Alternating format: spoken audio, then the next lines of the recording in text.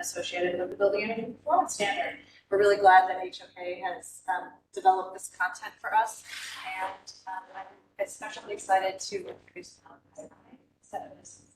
here's last week, right? He is our new building energy chief. We started on Monday. We're so glad to have it. So he will be your resource coach for compliance with BEPS, and also providing obstacles to high performance building implementation in this region. And also here today is Katarina Kuklova. She's the director of the Office of Building Performance in the city of St. Louis. That's under the building division. And she is your go-to for all things compliance and making sure that you're in compliance with benchmarking and BEPS. So with that, I'm gonna say, I think for else, all the go, thanks. Thank you, everybody, for joining us. Okay. Yeah. All right. So this is a three-part series. We initially developed. I'm based out of our Washington D.C. office at Monica Landrino, and I co-chair our BEPS task force in D.C. And so our BEPS cycle kicked in last year, and so we started our exchange had asked us if we had already started to get our contract documents in anticipation of BEPS, and so they asked us to develop a series that would help us work with owners, architects, consultants, and how we manage project delivery in anticipation of BEPS, just managing performance and outcomes throughout the project design and delivery process. And so we developed this three-part series, which is what you see outlined here. And so this one will be really about pre-design and the owner-architect agreement, the E204. And then our next part is going to be about the early stages of design, concept, schematic, design development, and how you manage performance outcomes throughout that design process, as well as your architect consultant agreements. And then the last of the series will be about construction documents, construction administration, and turnover. And so we really want to just go through step by step that project design, delivery process, and how you set targets and manage outcomes. So as I said, I'm Monica Landrino. I'm our Director of Sustainability, and these are my colleagues. Please. Hello, my name is Donovan Wolf. I'm General Counsel with HOK. And I'm Allison Johnson. I'm Sustainable Design Leader in our St. Louis office.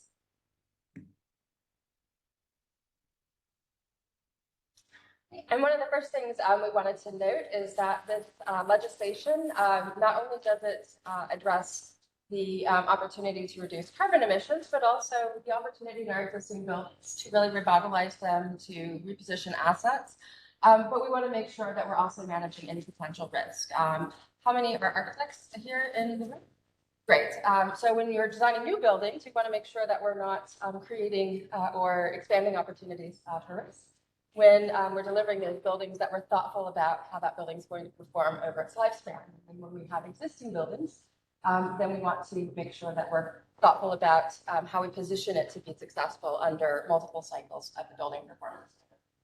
The reason these policies have come about is that in cities, 1/2 to 3/4 of carbon emissions do come from existing building stock.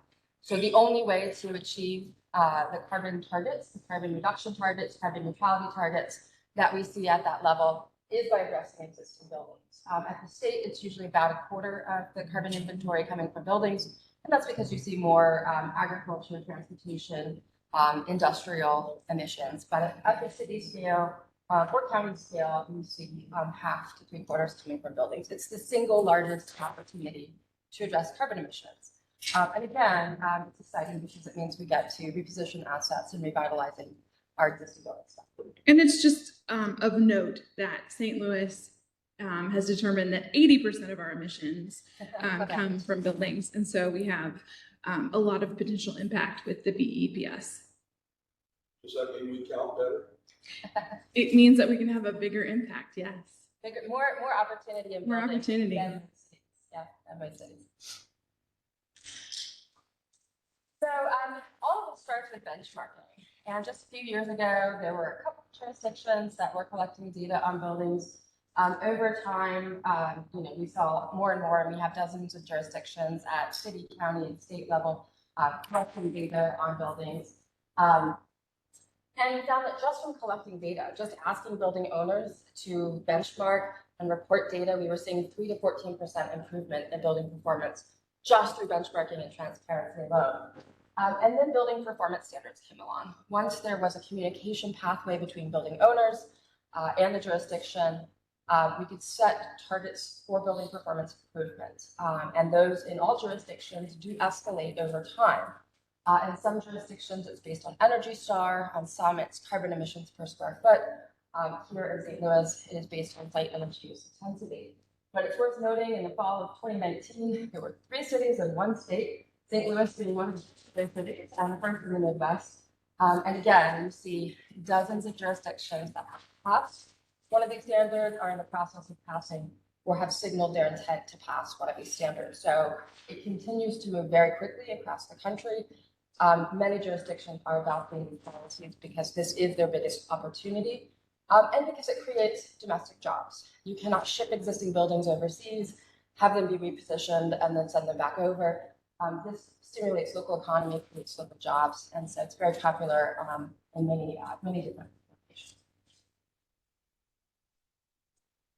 I do want to note, if you have buildings that you've worked on more recently, and you're concerned about new construction, we actually collect data on all of our projects through our 2030 commitment on the American Institute of Architects.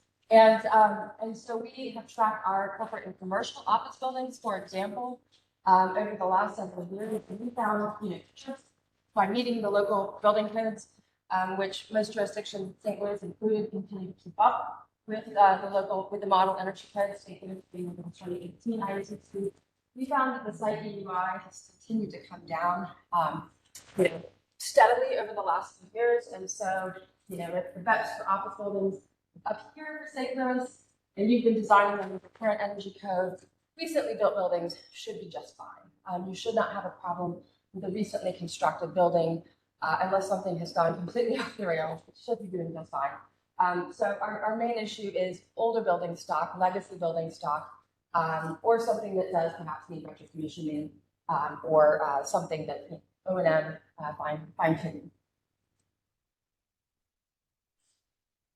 So what we're going to just review is how the BEPS works in St. Louis. And we have even bigger experts in the room on this. So please chime in if we have gotten some nuances incorrect. But the history of this is really started with passing the benchmarking ordinance in 2017, because we couldn't have a building energy performance standard if we didn't have data.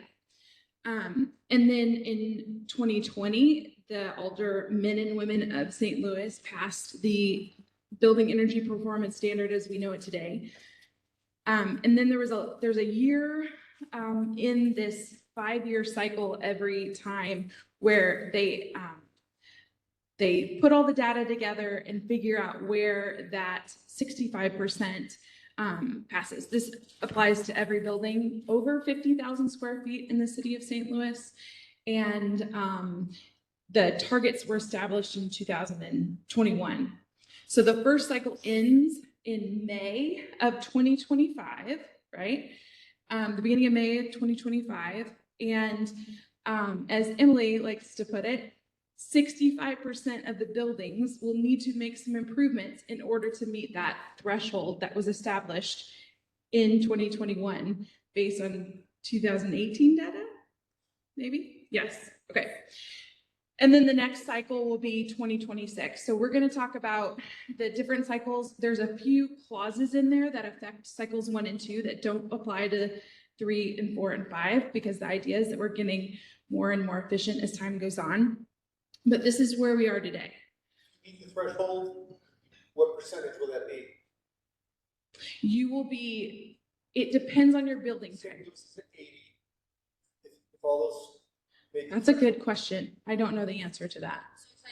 in each cycle, yeah, and I believe St. Louis has done that math, if it starts to bring, if all these buildings come into compliance, Basically six. that would start to reduce the contribution of buildings to the overall carbon inventory.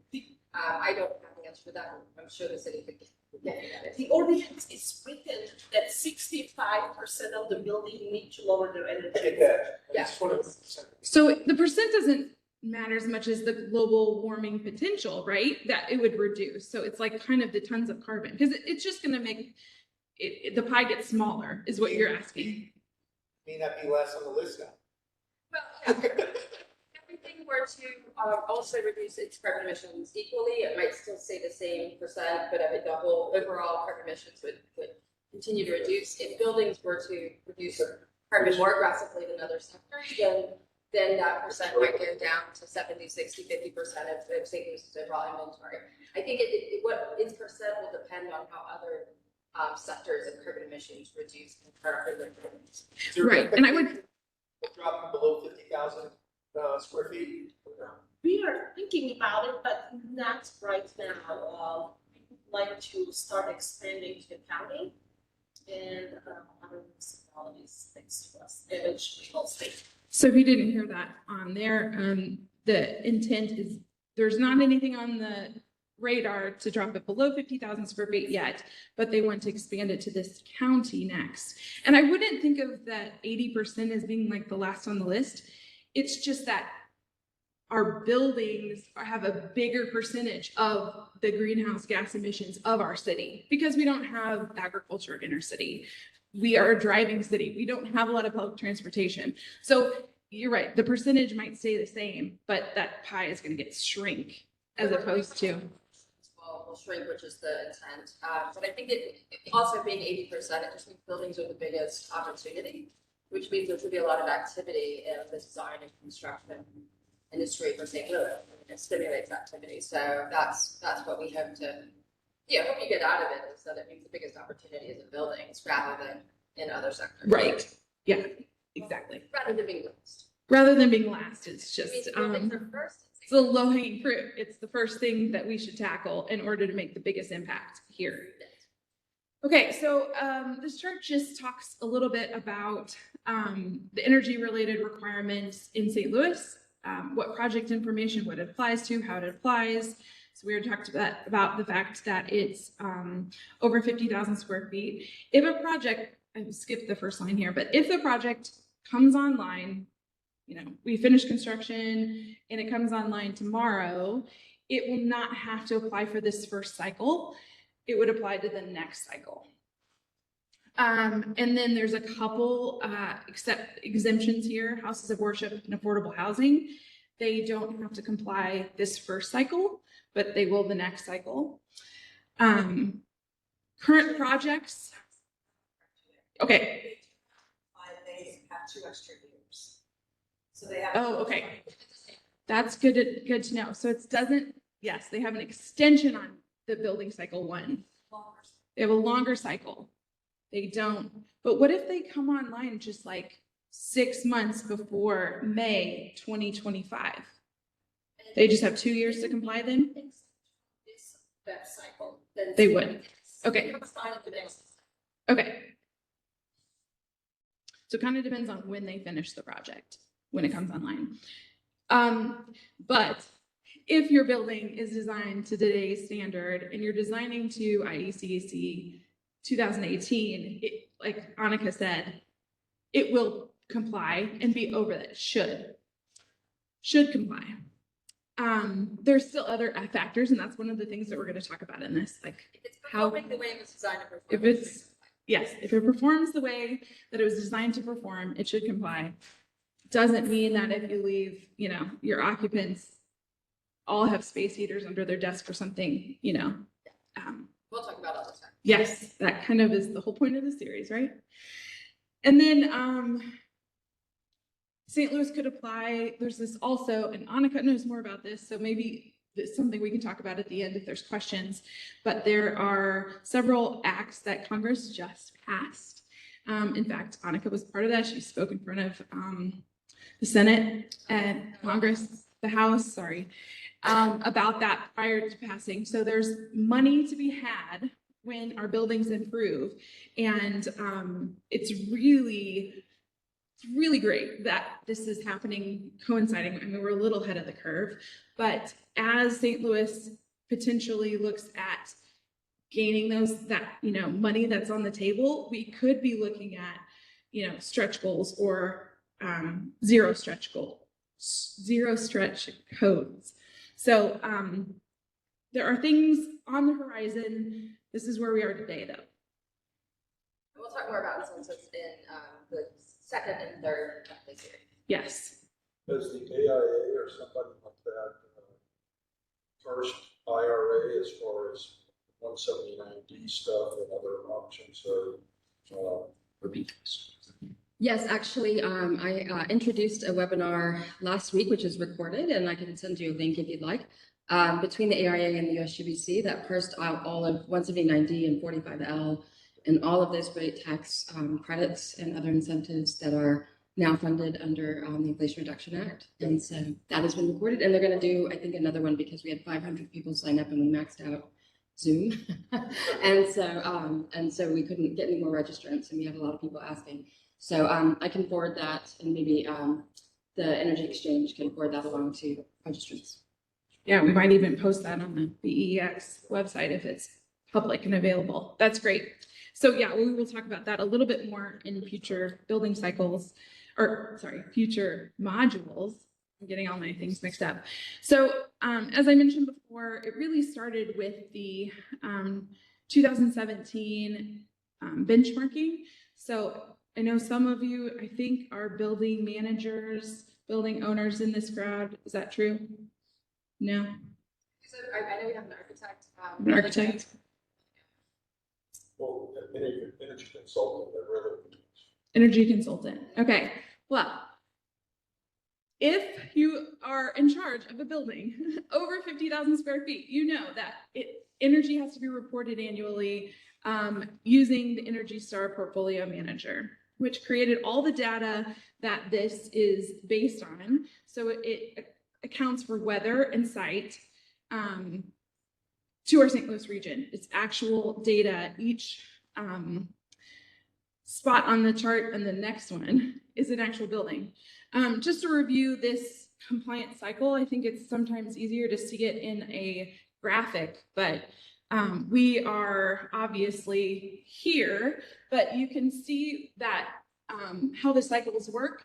And there are basically 4 years in each cycle where you can make the improvements if your building doesn't meet the established EUI at that 65-35 mark. But the first year of each cycle will be the time where we amalgamate. Is that the right word? I'm not a science, an English major, but when they put all that data together and establish what those things are. So, was there a question? No. But I think the important thing to note is there's a gap here at the end of the cycle to collect the new performance data from all the buildings and set the next 65th percentile so that you have the next standard for that cycle. And I noticed something that's left over from another presentation, but it doesn't matter if it's publicly or privately owned in the city of St. Louis. It's just the qualification that it's over 50,000 square feet. So that's different in DC versus here. So this is the chart that I mentioned, and this is really showing where your building would be on the chart. And we're going to get into this a little bit, like zoom in and use it as an example in a little bit. But for example, if your project is a hotel, your EUI, site EUI, for weather and site, it's weather normalized EUI, sorry, should be below 89.4 by May of 2025. If it's not there, we have about 3 years to make those improvements, right? So if it wasn't at the beginning of the cycle, then you have until the end of the cycle to apply under one of the compliance paths. One of them is bringing in into compliance with that number, and then there's some other. Right, and that's what we're gonna go over right now. I think sometimes it's good to see these charts, but yes, you have to be in the bottom 35% or the top 35% on how you look at this. But the lowest EUI, the lower the EUI, the more efficient your building is. So we're gonna talk about these 4 paths of compliance. The first one is the performance path. The second is the early adopter. 3 is narrow the gap alternative compliance path. And 4 is a custom alternative compliance path. So we're going to use some sample buildings of ours, HOK, to give these, to talk through these, because I think sometimes they're better with an actual example. So this is public data too. I didn't call up the building manager for these because it's on the the city's website where you can download this data, where it came out, where they showed the threshold. So everybody's building is how it's entered in the Energy Star portfolio by the name that they put in there. You can find this data. So the target EUI, according to that chart that I just showed you, for an office building is 71.7 EUI, normalized weather EUI. And that's the mark that we're trying to hit. In 2021, this building came in at 59.1 kBTU per square foot per year.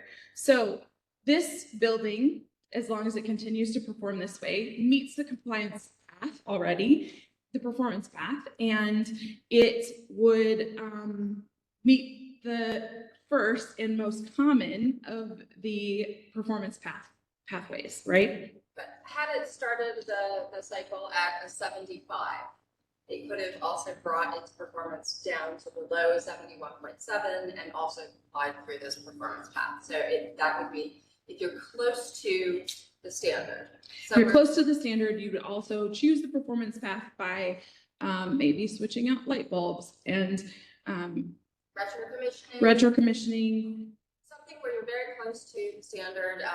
This would be some modest building updates potentially, or fine tuning of operations maintenance for retro commissioning would easily bring you under the building performance standard, and then you would comply through the performance path. So it's really for when you're right now or very close to that standard. Right. So this next project is what we would consider an early adopter. And this is Grand Flats, another HOK project. And the target EUI for multifamily is 42.5.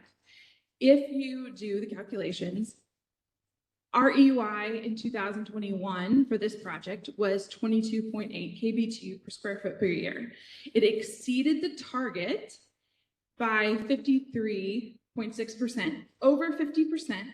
And so it's exempt from the first 2 rounds and would comply and wouldn't have to, it still has to report because of the benchmarking, it still has to benchmark, but it would then be in compliant into the future and would skip this first 2 rounds of the BEPS. So that's 2030, right? When it would have to then eventually comply with that threshold. And so I think the important thing to note is if you had a project that was above your target EUI and you wanted to do a deep green retrofit and you wanted to go ahead and exceed your target, come in 50% below your target EUI, this is meant to encourage people to do those deep green retrofits so that you know that you're going to be good to go for multiple cycles. And so if you become an early adopter and you exceed your target by a significant margin, that you're clear for 2 or 3 cycles, if I'm not mistaken. First 2 cycles.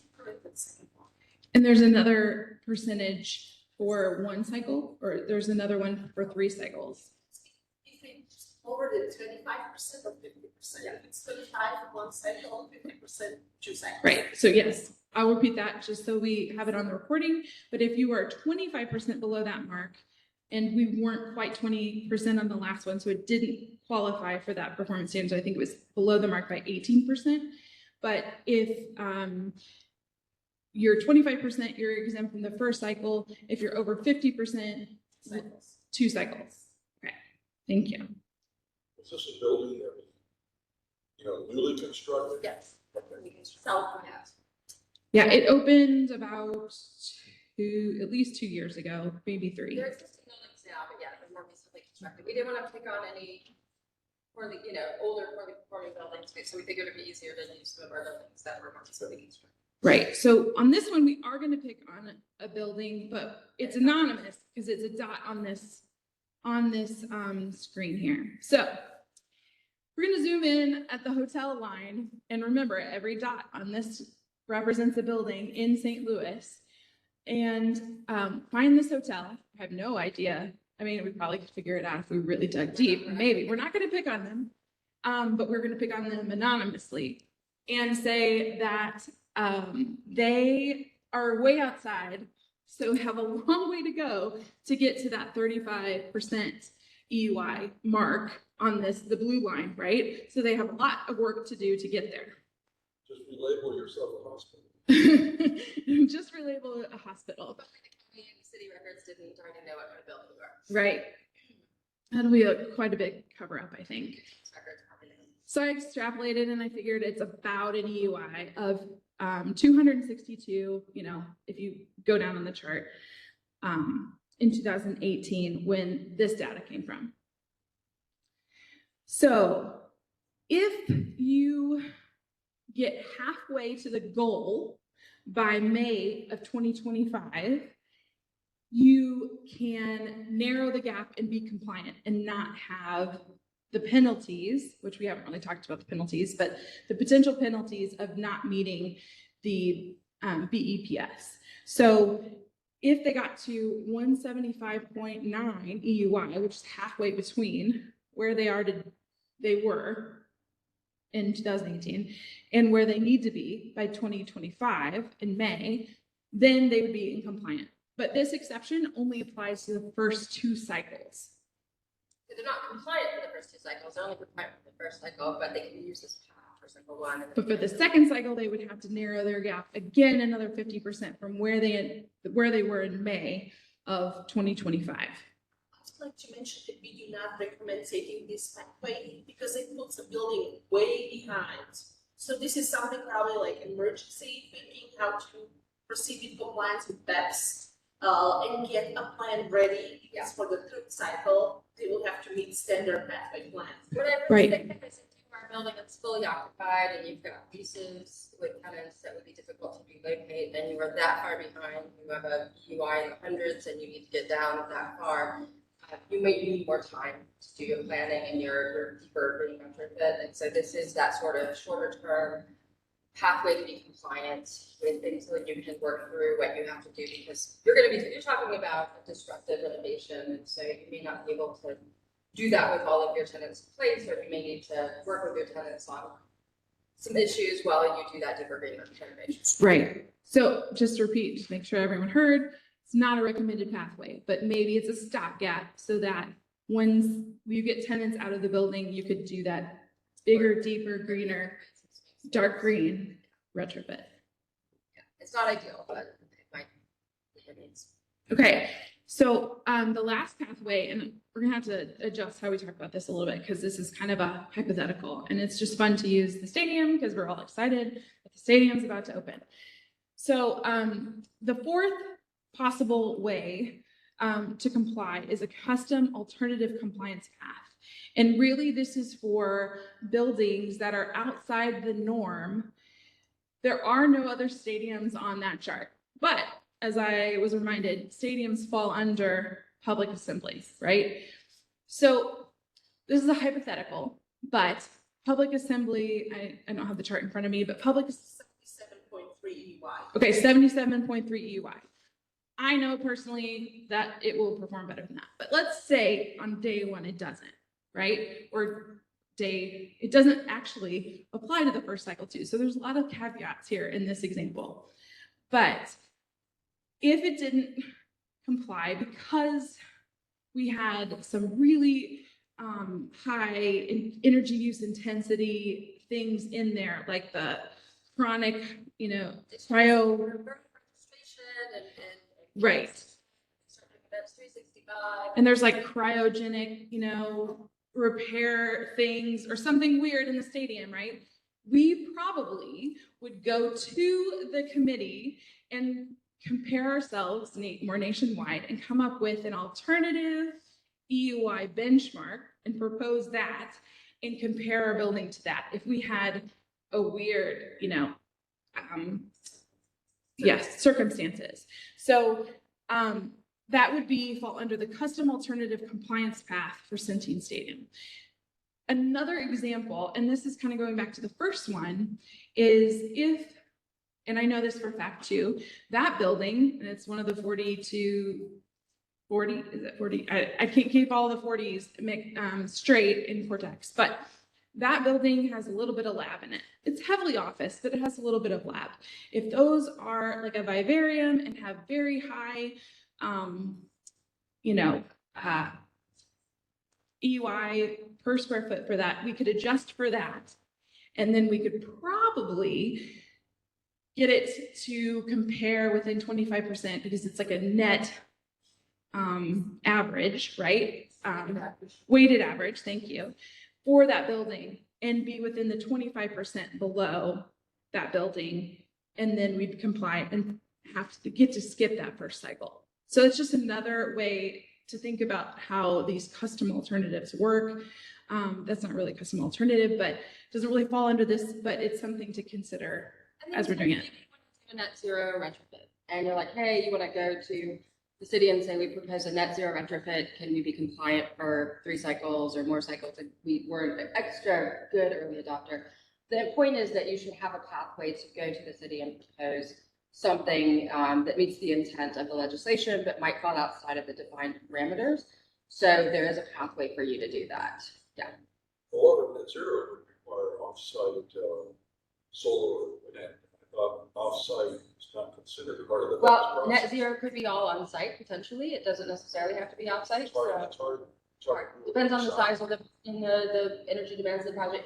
The point is that alternative compliance paths allow building owners who might have unique circumstances or unique challenges or an extended timeline or whatever the case may be. It's a path to propose that alternative. So it just gives you that. Am I correct in understanding that the current offsite is eliminated from the options here in St. Louis Bend?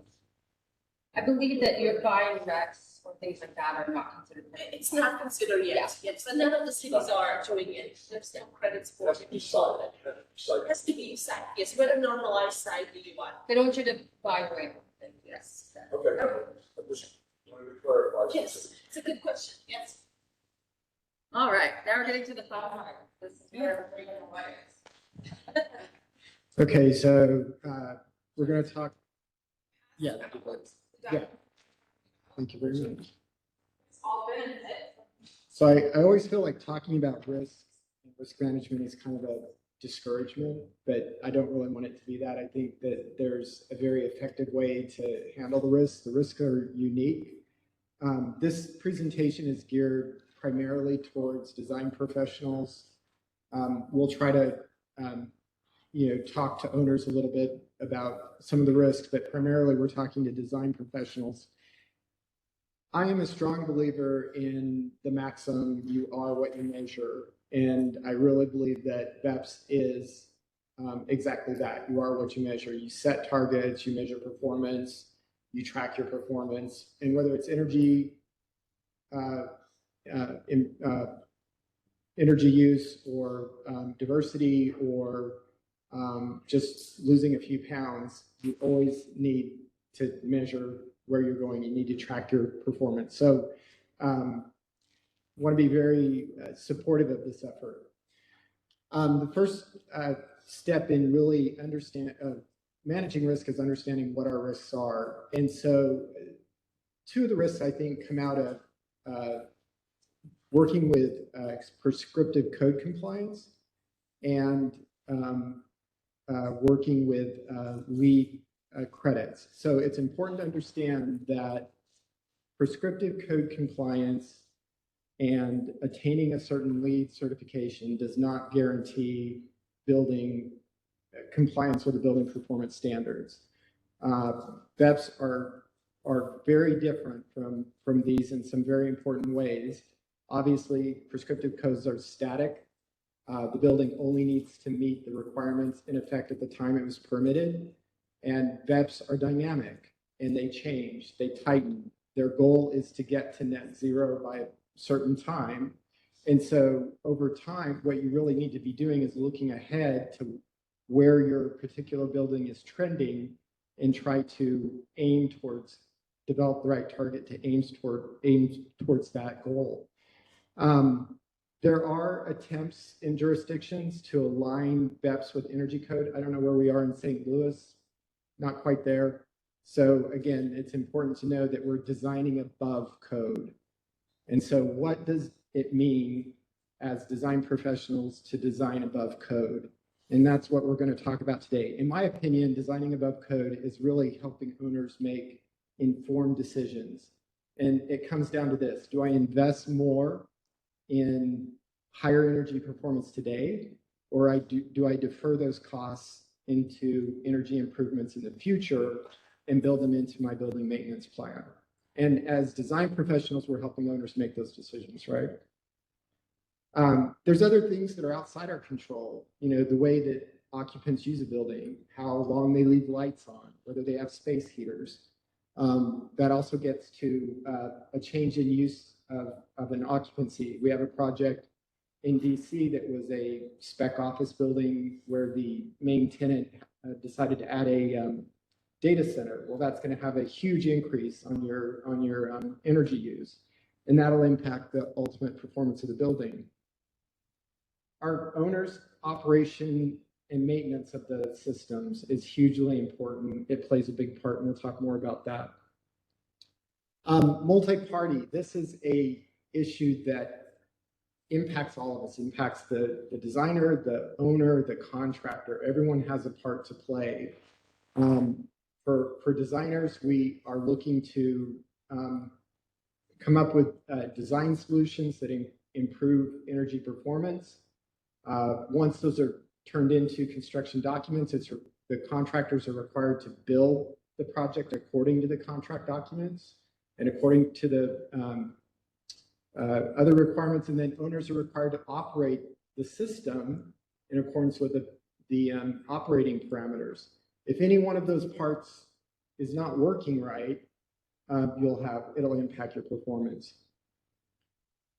One aspect that is not often fully understood, but I think it's important to really keep in mind, and that is kind of the risk that arises out of energy modeling and the way that we communicate the outputs from energy modeling.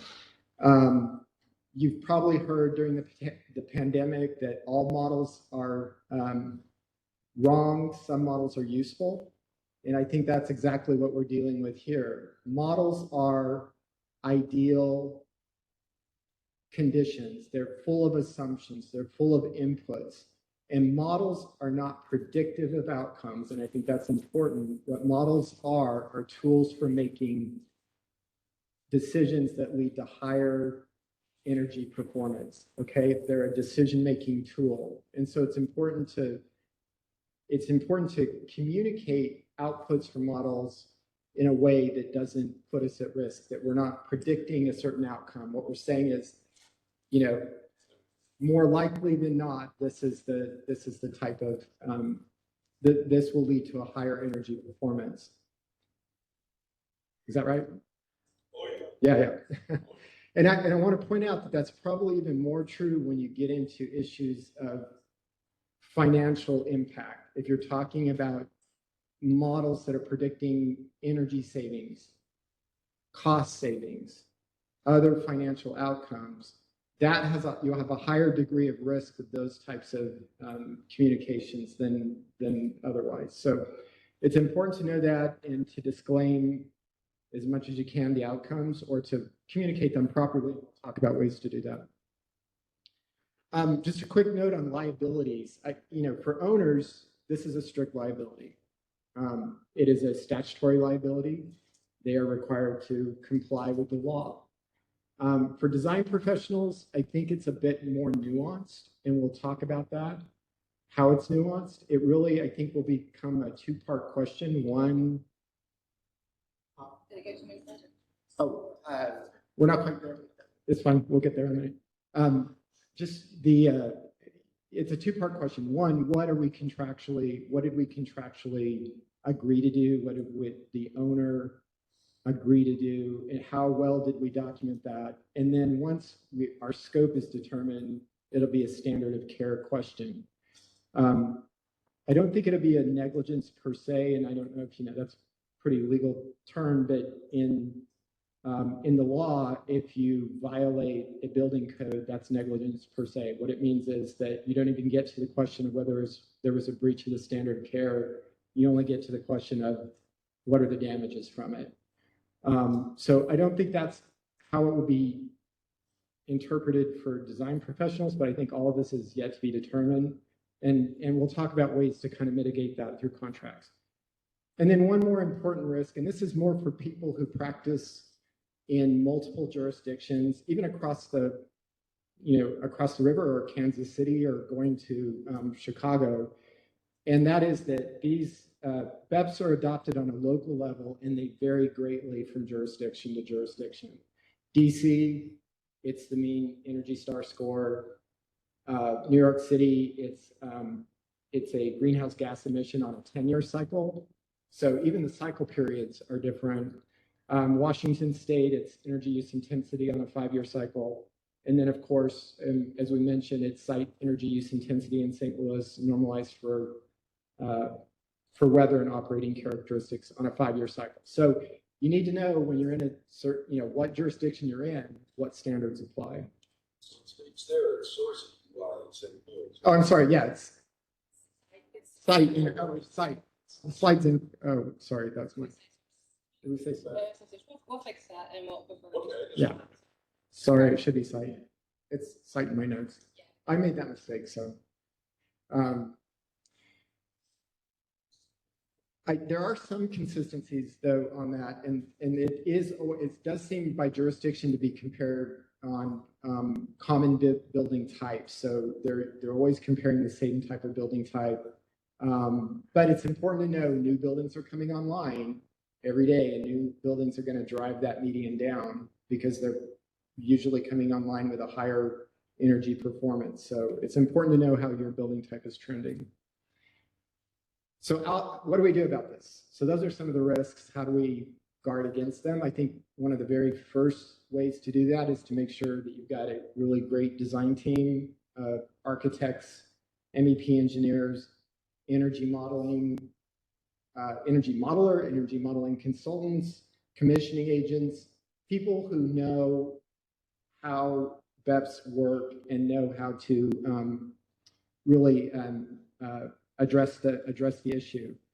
The other item that we'll talk about is it's really important to put together a proactive work plan. And this is where I think dealing with BEPS really kind of mirrors addressing sustainability goals like LEED silver or LEED platinum.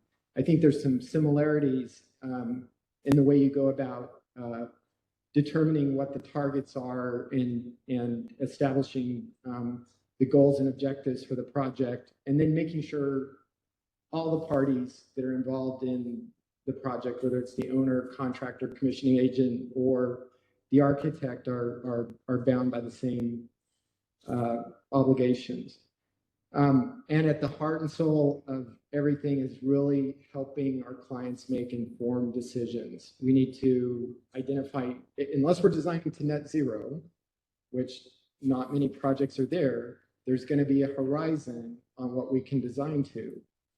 And so we need to make sure that the client understands if we're designing through 2 cycles, 1 cycle, 3 cycles, that after those cycles are complete, there might be a cost for energy improvement after that. It's not an indefinite obligation. I would also recommend, whether you're doing LEED or not, that you follow the path of enhanced commissioning authority. That's a good point. Rather than just having a commission. We have that actually recommendation on slides and I think future or modules. Module 2 and 3. Come back. It's a very strong recommendation. It works very well, Yeah. especially because they do come back after the building has been turned over and make sure it's working the way it was supposed to. Some of it's required also by the 2018 IACC, not all of it, but some. But as I tell our staff at HOK all the time, you know, your best protections, communicate, document. So it's very important. A couple of quick guides. Go to the next slide. So a couple of resources. First of all, you have in front of you the E204 Sustainable Projects Exhibit. When I started to try to put together contract language that could be communicated to as many people as possible, I wanted to do it in a standard contract format. And the E204 really lends itself to this process. I think it's a very effective document. And with minimal modifications, you can work BEPS into this process very easily. And so one of the resources, of course, is the B503/2020, which really talks about how to use the E204 in the context of LEED or other sustainable design objectives. So getting a familiarity with the E204, it's a good document for that. The other thing on the next slide is that it also mentions ASHRAE 209/2018 as an important document. And I will tell you, this is a very important document. So I'm an architect and an attorney. I read through this document and understood it. So it's comprehensible. And I would recommend anyone getting into this to really read ASHRAE 209. It's the standard for energy simulation in design of buildings, not residential low-rise, but it's basically the standard for how you energy model buildings, and it's got a lot of really good information. So the changes that we have in the E204 really kind of grow out of that. And we'll talk more about that too in some of our other presentations as well. So ASHRAE 209, it's a cafeteria approach. There is a general requirements section, and then there's various modeling cycles. There's 11 modeling cycles that are in ASHRAE 209. You don't have to do everything in there, but at a minimum, you have to do the general requirements and model cycle 3, which is the load reduction. We recommend, of course, that we do more, but at a minimum, that you add, and this is getting out of my technical expertise, but that you add, one or two or all of the other design cycles. But of course, this is an additional cost, and whether or not owners want to pay for it. But at a minimum, the general requirements and model cycle 3 plus a design phase model cycle. And we'll talk more about this later too.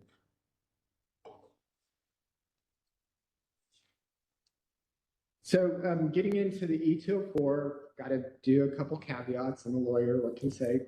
I am on the AIA Documents Committee. I didn't work on the E204, but I'm familiar with the Documents Committee and how it works. I just want to be clear that the edits that we are proposing here are just, thinking about how this could work.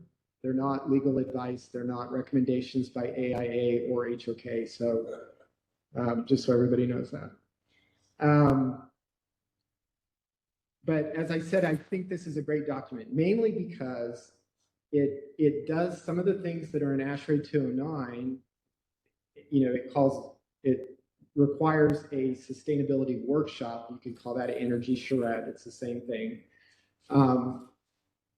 But more importantly, it is a multi-party document. It is intended to be in the contract with the architect, in the contract with the contractor, and it could be in the contract with the commissioning agent or anyone else. So it's an exhibit that can go into all of the relevant parties' contracts and set the same road plan for how you're going to address these issues. Okay, so I'm not going to go through every single edit that we made, but you can kind of see how they work together in the document. But I do want to talk about just some of the edits that I think are important. We created a few definitions. One is building performance compliance, which I'll talk about what that means in a minute. But with some very simple precision edits, we can work building performance compliance into the sustainable objective, and it becomes part of what we're accomplishing with this document. Okay. So two very important definitions is, of course, the building performance standard in St. Louis. That standard will be the site energy use intensity by peer group normalized for weather conditions. That standard is established by the Building Energy Improvement Board. They've established the standard, but the authority having jurisdiction is the Office of Building Performance within the St. Louis Building Division, correct? Okay. So when we have those terms, those are who we're referring to. Building performance target is what it's the BEPS that we are going to achieve during the compliance period. And I'll talk about on the next slide what the compliance period is. But it's the target that we're going to set through the sustainability workshop. And it will be, what we want to do is look at the trend in the where the site EUE is headed, look at the trend and set a target for where we think it's going to be in 5 years, 10 years, or 25 years, depending on what our compliance window is. Okay. Building performance compliance is, of course, building performance reporting, which all owners are required to do and have been required to do since 2018, I believe.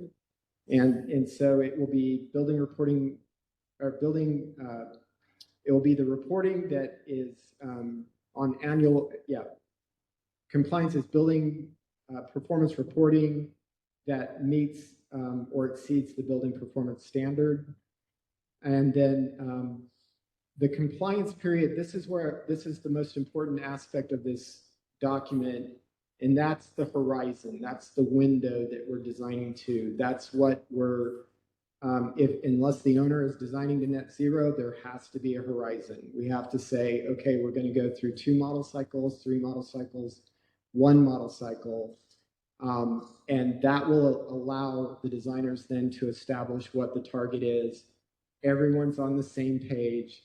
These all get documented in the sustainability plan, which then is the documentation and agreement on what we're achieving. I was saying a question. Yes. You mean BEPS cycle?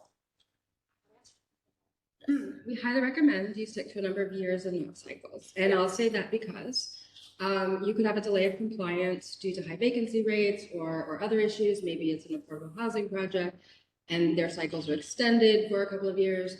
But I know, and we're using this in all the jurisdictions with BEPS, people could seek delay of compliance for numerous reasons. And so if you put a number of cycles and those are delayed, it could go on for 10, 20, 30 years, and it might still only be 2 cycles. So put a number of years on it. If you want that to be what 2 normal cycles would be, it could be, but put a number of years on it because that's finite, rather than a number of cycles. I was just going to comment that it's hard to predict what the next cycle threshold is because we don't know how all these buildings are. Right, you don't know where the 65th percentile Exactly. will be because it's in relation to other buildings. I just want to make sure you said model cycles, and I just want to clarify that I didn't understand. You're right.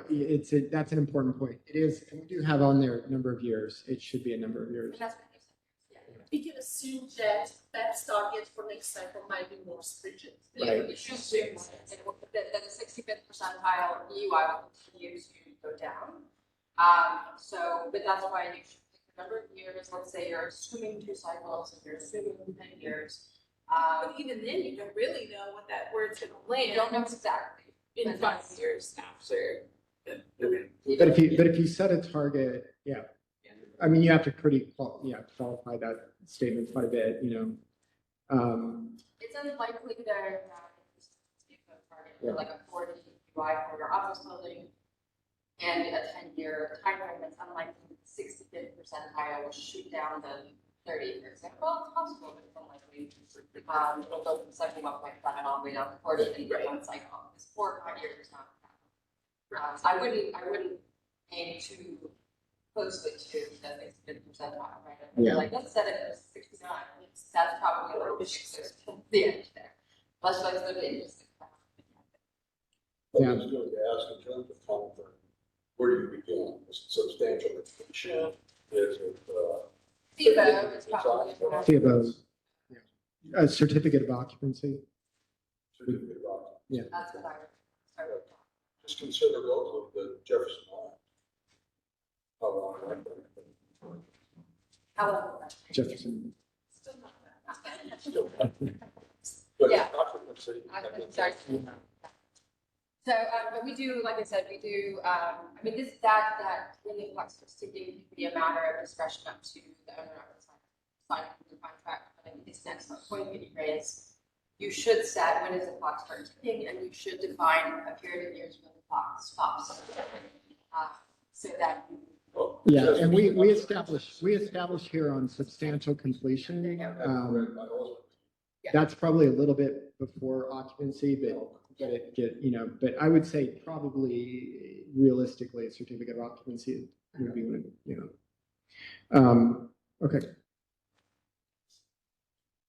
Energy modeling, it's important to have it's defined here as, that's pretty much pulled out of ASHRAE 209 with copyright considerations addressed, but at any rate, it mirrors what energy modeling is in ASHRAE 209. Energy modeler meets the requirements of ASHRAE 209. These are just definitions that help to define what that is.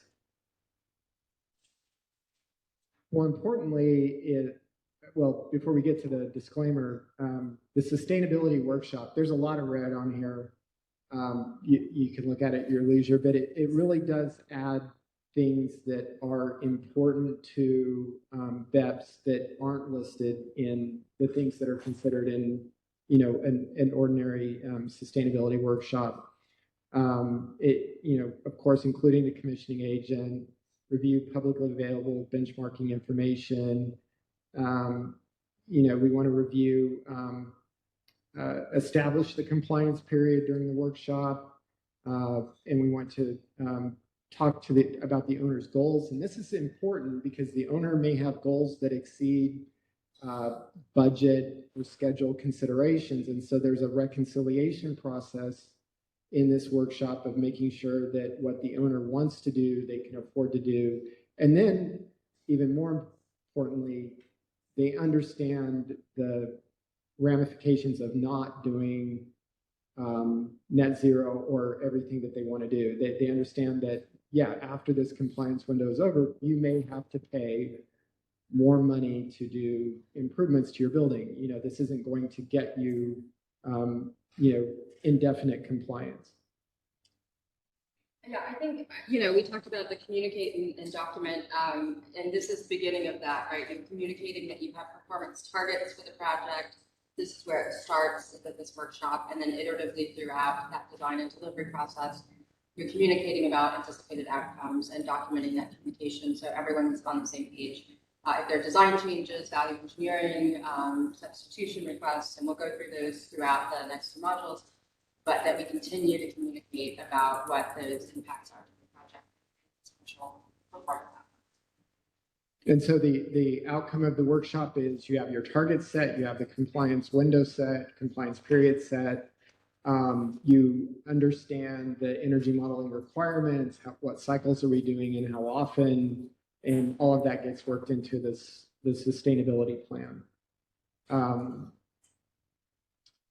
We've also added a clause here to have the energy modeler develop an energy modeling work plan that also becomes kind of a subpart of the sustainability plan. Next slide. Oh, next slide. Oh, wait, no, sorry, that's right. So the sustainability plan then is that document that guides design services from that point going forward. The energy charrette or the sustainability workshop is a pre-design service, so that's important. I didn't mention that. You really want to do that before SD, or not too far into SD. That's not something that you want to start in design development. That's something that needs to be established early on in the project, because there's a lot of decisions that are going to be made in design development that are being impacted by that. What's that? Yeah. Why does the architect want to own the energy modeler?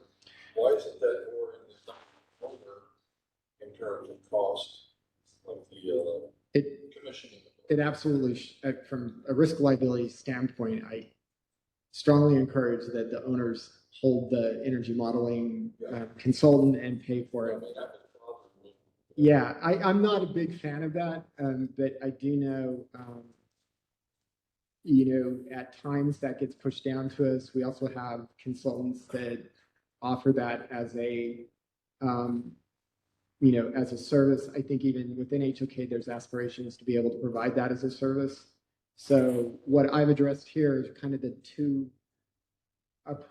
two-faced approach. I'm sorry, it's true, but kind of a two-faced approach on energy modeling. One is, if the owner is providing energy modeling services, we want to rely on it, everything they say, okay?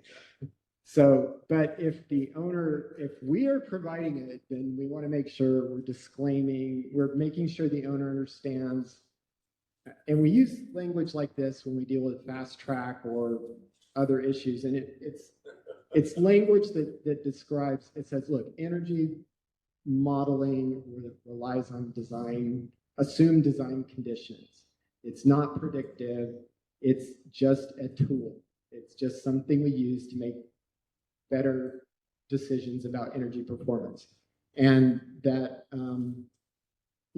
we're not making any predictive outcome or any predictive statements on actual outcomes regarding future energy use, cost savings, and all of that. So it's all in there, but Same things are true if the owner hires a modeler. It is still based on assumptions about future weather and assumptions about hours of operation, occupancy. But what we are saying is if the owner hires them, we have to rely on the owner's consultant's energy model to make design decisions, and that's what we're doing. So there's still the same amount of assumptions that go into their model as go into ours. We're not saying that's not true, but we're saying you're engaging the consultant. We're relying on your consultant's data to make design decisions versus when we hire the consultant and we're relying on our consultant's data to make.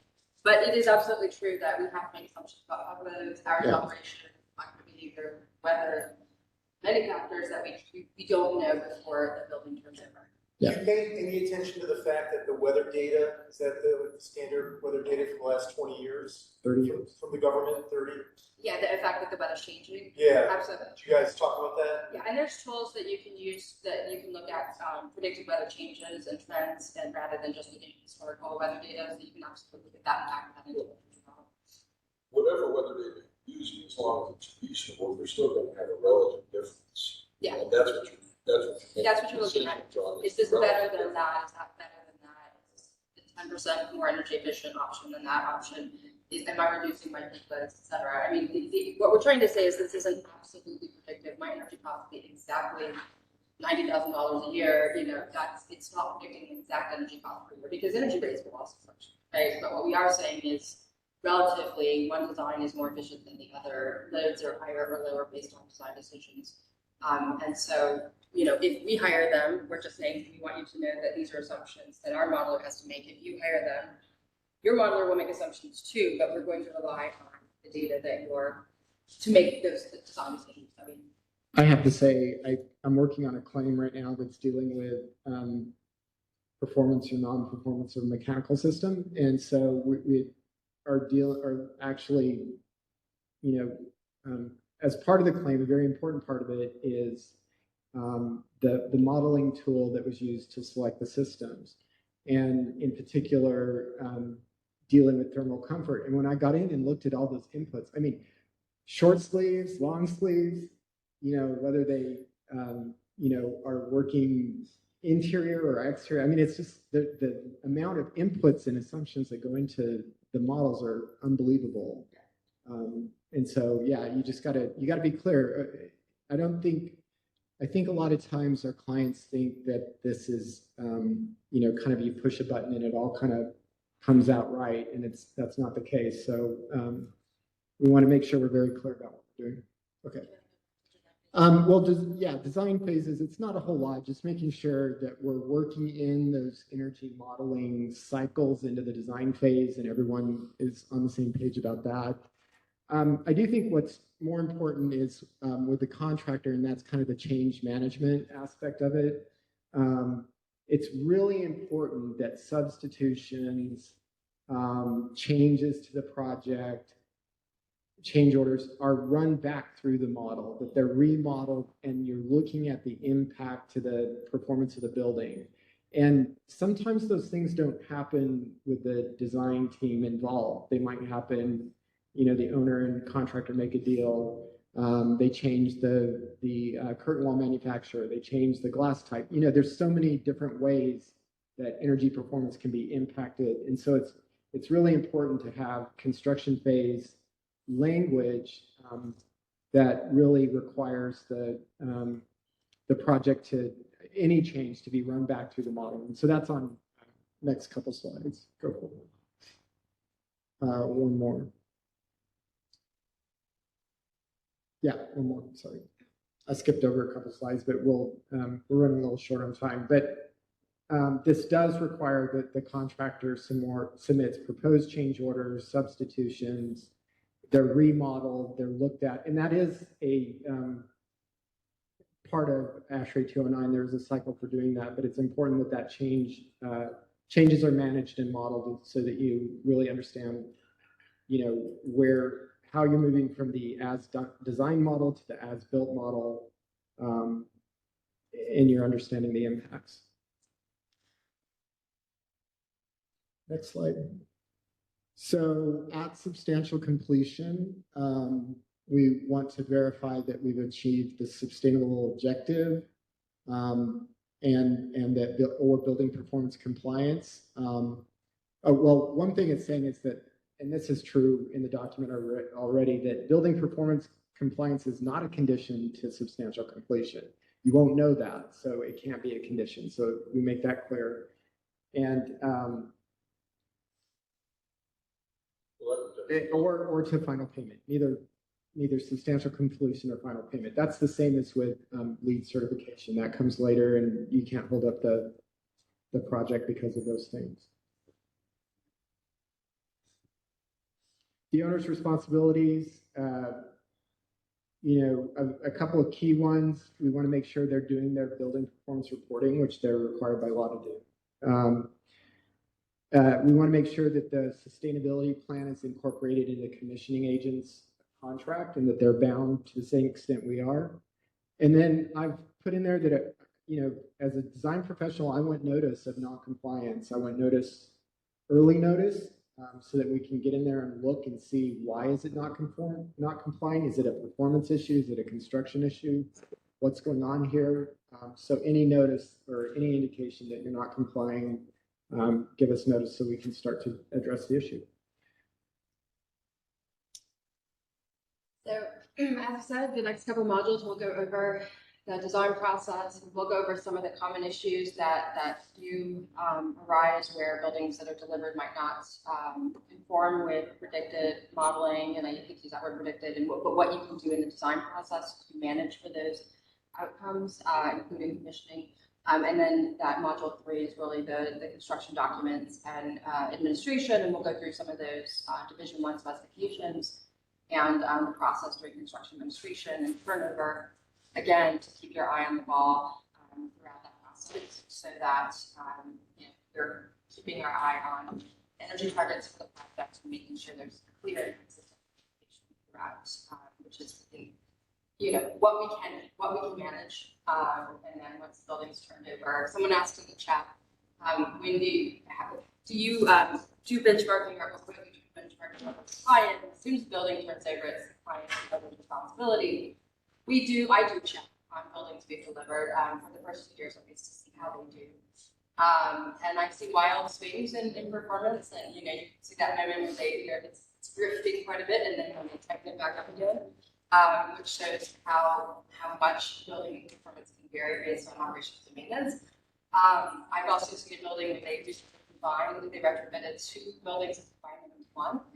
And they were recording the whole building in use, but only referred to one of them. And so I saw right away that's their energy star score and their EUI. And so I called them and I was like, what are you guys doing over there? You have to fix this because reporting publicly on the benchmarking website. So I had into the things and seeing something that looks not good. Ability to lease space and then sell the building, anything else, building value. So it's not my big love nation to do that, but I like to make sure our buildings are performing the way we hoped they would, and if there's a problem that I can spot easily, I'll contact them and make sure that it gets addressed. Good proactive management. Just make sure, I'd rather catch it quickly rather than see something get out of hand. But we'll go over all the design and construction issues for the next models. Are there any other questions? There was just the one on the chat. We will share the slide deck with attendees. We'll also make a couple of adjustments to things like the citing source why having made a user notification. So I think we can share this as well, right? We can. So we will upload a PDF. Yeah, we'll upload the amended E204. AIA did approve us sharing that as a document. And you can make your own edits if you have like E204. This was our take on it, but anyone is welcome to use their own version as they like. So we can share that on the BX. Yeah. You can share it. That's correct. And the recording will be up. Thank you very much. Sure. Well, it was useful. Good. And I believe you're recording it as well. Yes. Yes. You can watch it later. Thank you. Any other All questions? Maybe you can register. That didn't. Thank you, attendees online. I just have one little comment. Our Office of Building Performance just published BEPS handbook on our website. Want to say those microphones? Office of Building Performance just published our BEPS handbook on our website. So if you go to stlbenchmarking.com, you're going to see it on the front page. Thank you. So more resources. Thanks for being here. Thank you, everybody. Okay, thanks. Thanks for online attendees. Yes, there is a recording. It'll be posted on the BEPS website. Sorry, BEX. Energy Exchange. Yeah. Thank you. Thank you very